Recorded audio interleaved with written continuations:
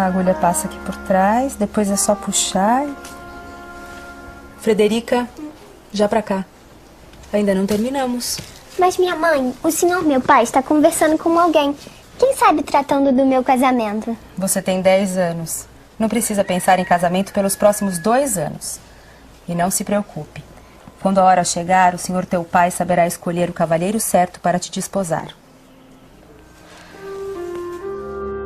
O papel da mulher é muito interessante também, porque durante muito tempo supôs-se que a Yaya, a sinhazinha, ficava também ali na varanda da casa grande sem fazer nada. É bom lembrar que essas casas de morada eram verdadeiras indústrias caseiras. Ela acordava às 4h30 da manhã, às 5 horas da manhã ela já estava descaroçando mandioca, às 6 da manhã, muito provavelmente, ela estava abrindo as vagens de feijão, às 7 ela estaria preparando remédios caseiros juntos com a escrava. Havia uma espécie de farmácia, né, em cada uma dessas casas de morada. Enfim, o dia a dia de cada uma dessas senhoras era absolutamente preenchido por atividades que eram compartilhadas pelas escravas e que geravam laços de afinidade, laços de solidariedade entre essas mulheres.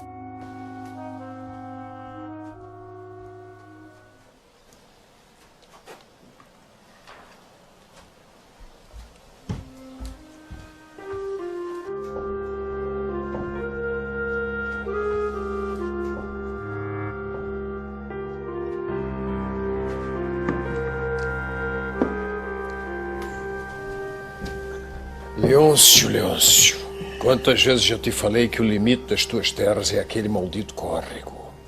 Se o teu canavial avançar um palmo que seja para as terras do Matias, tu nem precisas vir aqui te explicar mais. Podes juntar teus trapos e sumir. Estamos entendidos? Sim, senhor. Então pode ser. Deus lhe paga. A grande figura da família patriarcal é certamente o pater familias, aquele homem que concentrava a mais absoluta autoridade. Autoridade sobre a família, autoridade sobre os agregados, os colonos, enfim, a parentela. Talvez tenhamos convivido durante muito tempo com a ideia de que um senhor de escravos, enfim, o dono de uma grande plantação de açúcar, passasse o tempo sentado na rede, embalado por um escravo, abanado pelo outro. A realidade, hoje, sabemos, a partir de vários estudos, não foi bem essa. Esses homens estavam permanentemente em movimento e preocupavam-se basicamente dos seus negócios. Não só percorriam as suas plantações a cavalo, vigiavam o trabalho do feitor e mesmo dos escravos, mas muitos deles, quando se tratava de senhores menos poderosos ou menos ricos, iam trabalhar lado a lado com os seus escravos.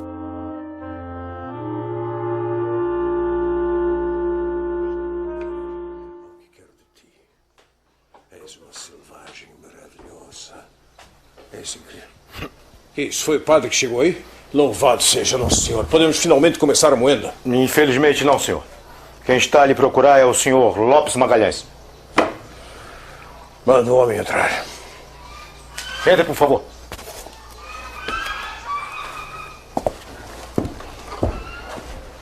Louvado seja o nome de Nosso Senhor Jesus Cristo. Para sempre. Sente-se, por favor.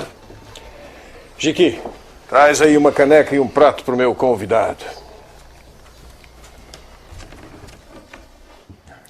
Foi muito bem recomendado, Sr. Lopes Magalhães. O próprio donatário da capitania me pediu que eu recebesse, alegando ser de meu interesse. Só não me adiantou qual era o assunto. Pois tenho a lhe oferecer a solução para os problemas de seu engenho. Não diga. Então sabe rezar missa? Pois é de um padre que necessito neste momento. Um padre? Sim, amanhã é dia da botada, primeiro dia de moagem da cana. Mas cá não tenho capelão e me recuso terminantemente a iniciar os trabalhos sem a bênção de Nosso Senhor.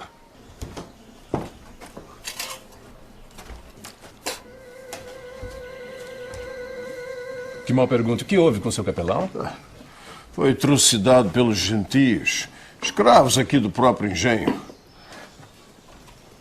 Mas vamos, sirva-se a carne de paca, a melhor caça destas bandas. E a mandioca também está excelente. 2 dos produtos básicos da alimentação popular brasileira são indígenas, o milho e a mandioca.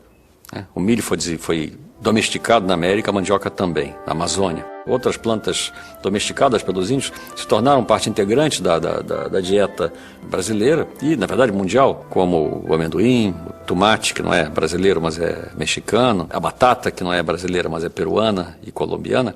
Mas há uma série de produtos básicos, alimentares básicos da dieta ocidental moderna, na verdade mundial moderna, que se deve à agricultura indígena americana, ameríndia. Mas o Sr. Barreto falava do capelão. Ah, sim. O infeliz me empregou uma índia. Não foi o primeiro homem de Deus a deitar-se com uma selvagem, e certamente não será o último. Mas esse foi além. Deitou-se com outras. E pior, fez intriga. Falou mal de uma para outra. O resultado é que, uma certa noite, 3 negros aqui da terra invadiram o quarto dele e, ó, foi-se o capelão. Agora, o pior prejuízo foi meu, não é? Pois tive que mandar matar aqueles 3, que eram 3 dos meus escravos mais fortes, para dar exemplos aos demais. E a Índia prenha, que fim levou? Ah, punida também. Mas foi uma lástima, porque era uma cozinheira de mão cheia. E no final ela que acabou na fornalha, esturricada. Antônio, já terminaste a limpeza deste arcabouço? Porque se eu precisar ir aí conferir o teu trabalho, vais sentir o peso da minha mão, hein? Então a moagem fica parada? Por certo. Até a chegada do novo padre. Já mandei buscar um lá na Sé. Esses religiosos, eles disputam verdadeiras bufetadas. Uma posição em qualquer engenho. Afinal, tem casa, comida e o dobro do salário. Sem falar nas belas escravas. Por certo. Só que desta vez eu já aprendi e não vou repetir o mesmo erro, não. O próximo capelão há de ter uma criada idosa. E, além disso, feia. Agora, me preocupa o atraso do homem. Porque os meus funcionários já deveriam tê-lo trazido. Eu temo que tenham sido atacados pelos gentios. São os X, selvagens da região? O quê? Esta região está infestada de aimorés. Um povo tão selvagem que até os bárbaros os chamam de mais bárbaros ainda. Então, bárbaro no século XVI, a expansão do cristianismo, a expansão da cultura europeia no mundo, é aquele que não é cristão, que não conhece a Deus, não teme a Deus. Esse é a principal elemento do barbarismo. A partir do momento que para o europeu era importante ter escravos indígenas, a descrição que eles fazem dos ritos indígenas vai valorizar o aspecto bárbaro, né? Porque a partir do momento que se caracterizava as tribos indígenas como bárbaros, antropófagas, não temente a Deus, ficava mais fácil escravizá-la. No idioma deles não tem as letras R, L e F. Portanto, eles não têm rei, lei nem fé. A língua tupi não pronunciava, não possuía 3 fonemas, 3 sons que tinham nas línguas, no português, no francês, que era o F, o R e o L. Esse trocadilho, digamos, esse tema, na verdade, tinha um fundamento real, né? Os jesuítas perceberam que eles não tinham fé, isto é, eles não eram capazes de serem convertidos duravelmente, precisamente porque eles não tinham rei, isto é, eles não possuíam uma autoridade, eles não tinham uma ideia de submissão a uma autoridade suprema. O tipo de crença, sobretudo, que os missionários traziam, uma crença fundada na obediência, uma crença fundada na abdicação completa da vontade e a entrega da vontade a uma entidade superior, era completamente estranha aos índios. Nós passamos maus bocados aqui enquanto eu levantava este engenho. Vivíamos cercados. Eles mataram muitos homens, muitos, que despedaçavam e depois devoravam. Mas hoje vivem em trégua? Sim, estamos negociando, não é? Os meus escravos são índios de corda, que os aimorés capturam, mas depois trocam comigo por machados, facas. Só que não sabemos quanto tempo esta trégua vai durar, porque a qualquer momento eles podem se levantar. O senhor está satisfeito com o trabalho desses negros da terra? São bons escravos? Bom, dentro de casa nem tenho do que me queixar, porque as índias são boas cozinheiras. Agora, hora lida pesada, não presta.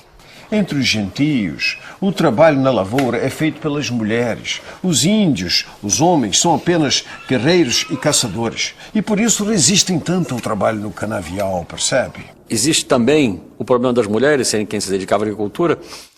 Eu tenho minhas dúvidas. Boa parte do ciclo agrícola era de trabalho feminino.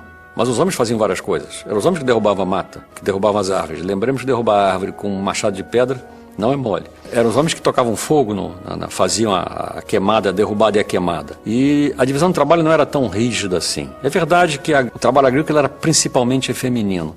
Mas o tipo de trabalho agrícola feito nas roças de mandioca indígena não tinha nada a ver, do ponto de vista das técnicas, tanto sociais quanto materiais de produção, com o que se fazia nas plantações de cana-de-açúcar de larga escala que os portugueses implantaram. Tentam a todo custo fugir e, quando não conseguem, atentam contra a própria vida, comem terra até morrer. Sem falar nas moléstias, né, que derrubam a maioria deles. A grande contribuição europeia à civilização ameríndia foram as epidemias, foram as doenças que exterminaram de uma maneira fulminante uma população que não tinha resistência aos micro-organismos trazidos pelos europeus. Então, de fato, os europeus traziam a morte. Mesmo quando não eram violentos de maneira deliberada, eram violentos sem querer. Eles produziram uma catástrofe demográfica, uma catástrofe epidemiológica de proporções propriamente inacreditáveis. Se imagina-se hoje que 90% da população original da América na época da conquista, da invasão da América pelos europeus, foi morta. Senhor Barreto, é essa a razão da minha visita. Tenho a solução para seus tormentos com a escravaria. E qual é?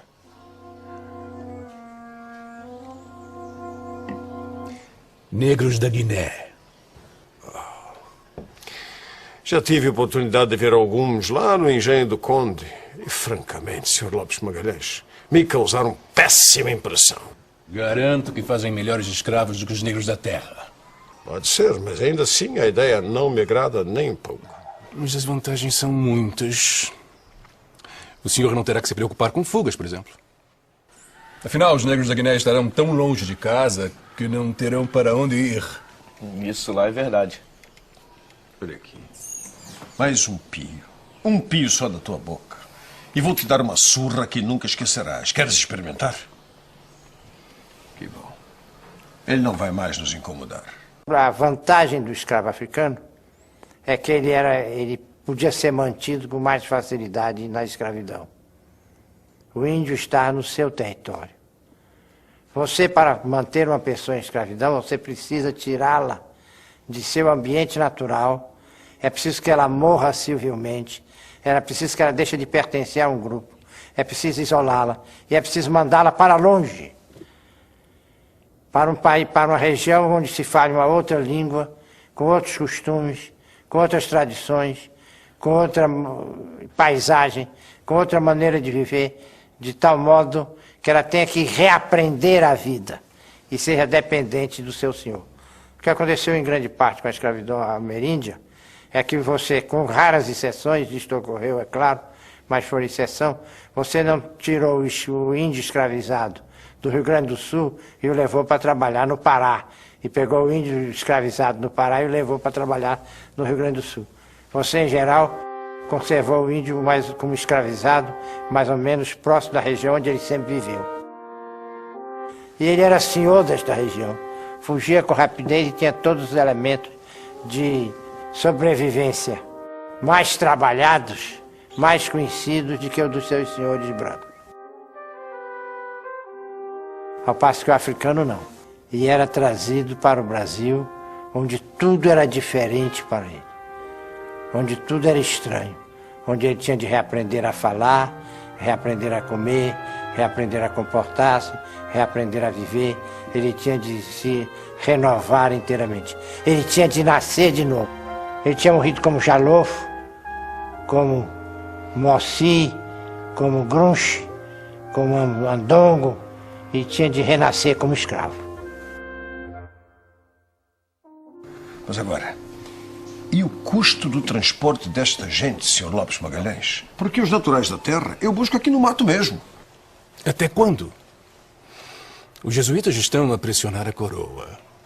Querem preservar o gentil para convertê-lo à fé católica. Por certo, né? conquistar para o senhor almas de animais. Animais não, pior que animais, porque animais não comem seus semelhantes. Mas a coroa já limitou o aprisionamento de índios. Só podem ser capturados em guerra justa. Guerra declarada ou aprovada pelo governo geral. Que coroa? Esta coroa que não faz ideia de quanto custa a doçura do açúcar para quem o produz como nós.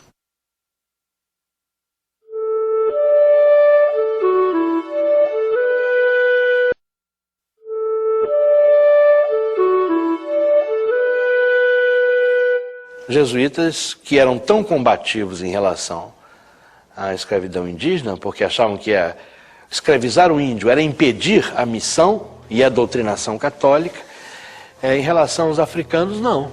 Eles achavam que, pelo contrário, a escravização podia ser um caminho para a cristianização desses boçais, diziam jesuítas, que viviam em terras onde o demônio os governava, não tinham noção nenhuma de divindade. Na realidade, a escravização deles era um caminho importantíssimo para a salvação espiritual. Claro que buscaram razões teológicas bem fundamentadas para justificar a escravização dos africanos, né? Mas, na realidade, se tratava de um compromisso dos jesuítas com o sistema colonial e com a escravidão, que não podia ser indígena, porque comprometia a missionação, então teria que ser africano. Por outro lado, Sr. Barreto, a coroa autorizou aos senhores de engenho a pagarem apenas 1/3 dos direitos na compra de até 120 negros de Guiné. O senhor deve precisar de quantos? 40, pouco mais ou menos? Acha que possuo uma reles engenhoca? Isto aqui é um engenho real, Sr. Lopes Magalhães. Eu conto com 90 escravos para o trabalho nas fazendas e na moenda, além de mais 5 para o trabalho doméstico. Fora isso, tenho um mestre de açúcar, um purgador, um caixeiro no engenho, outro na cidade, além de feitores de vários partidos e outros funcionários diversos, cada qual recebendo seu salário religiosamente. Pois então, engenho como o seu é muito custoso. E aposto que a produção está aquém da sua expectativa. Lá isso está.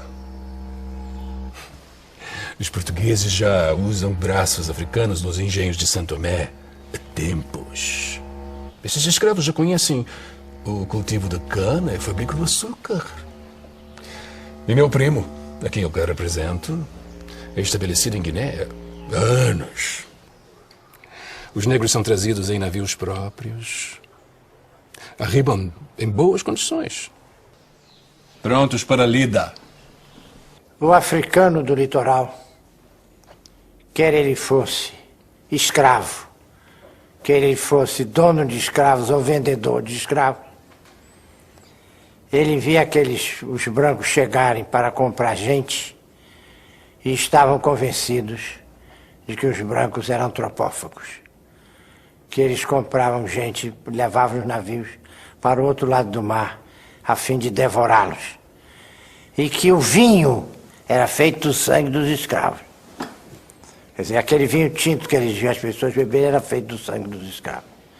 Então, para um indivíduo que era vendido como escravo ao navio, além de todas as agruras porque ele ia passar durante a viagem, ele ainda vinha apavorado com a circunstância de não saber qual era o seu destino, de não ter de ideia do que o esperava. Ele entrava numa espécie de pavor pelo futuro, que era um futuro inimaginável.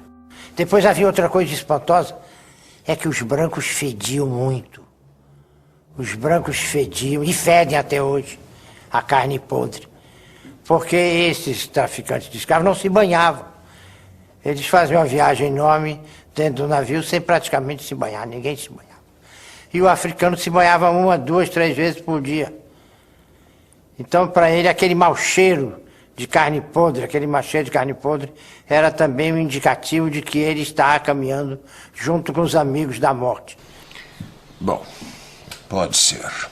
Só que antes de tomar qualquer decisão, eu precisaria ver a mercadoria. Ah, sem problemas. Trouxe algumas peças justamente para a sua apreciação. Ah, sim?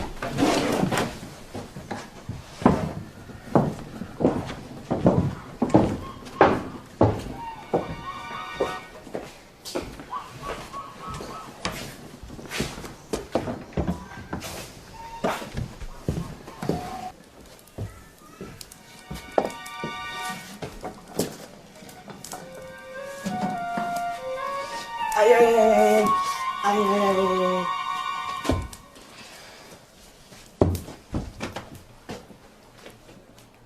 A ideia dentro da historiografia brasileira é de que, quando se faz a transição da escravidão indígena para a escravidão africana na economia açucareira, os índios acabaram.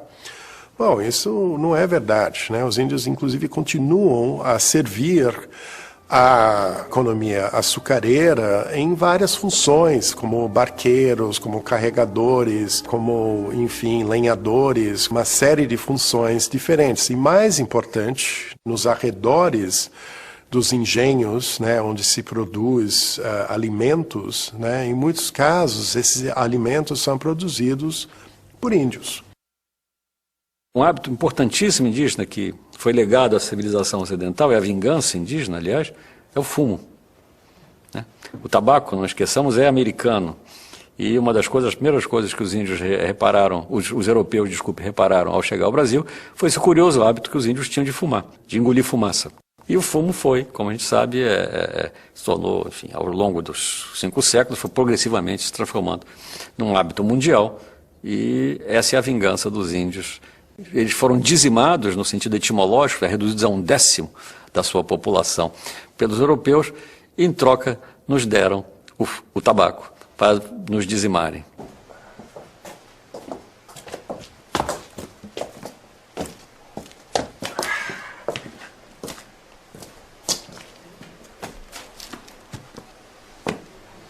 Entre 15 e 25 anos, vale 22 mil réis. Acima de 25 anos, custa menos. Meia peça. Abaixo de 15 anos, custa 12 mil. Esta bela peça vale 20 mil. Se tiver criança de peito, vai com a mãe.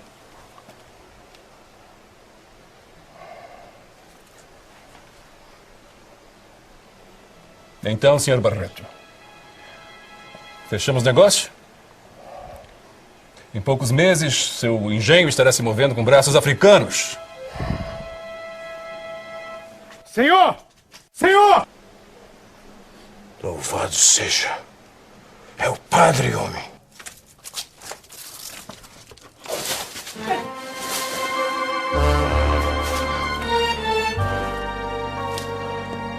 Por Deus Nosso Senhor, mas que desgraça!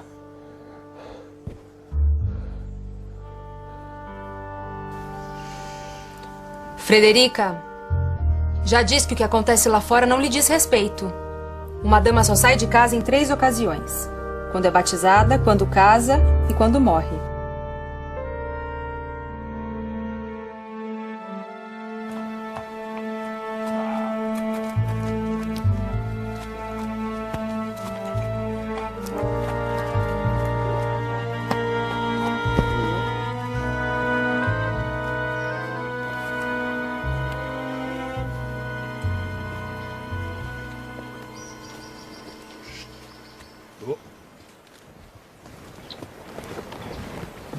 Daqui a 2 dias, iremos ao engenho Santa Maria.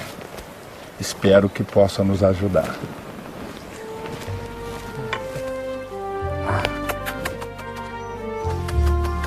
Ah.